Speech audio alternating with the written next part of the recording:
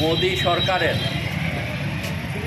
দেশ বিরোধী, জনবিরোধী, গণতন্ত্র বিরোধী কার্যকলাপের প্রতিবাদে আগামী 16ই ফেব্রুয়ারি দেশব্যাপী শিল্প ধর্মঘট গ্রামীণ ভারত বন্ধ আহ্বায়িত হয়েছে।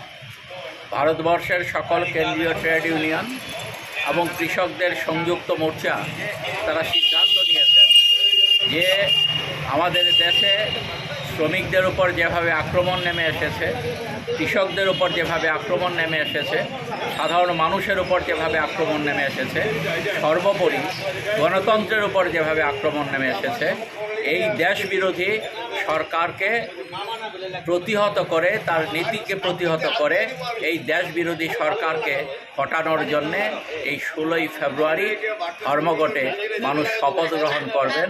এই লক্ষ্যেই শিল্প ধর্মঘট এবং গ্রামীণ ভারত বন্ধ আহ্বায়িত।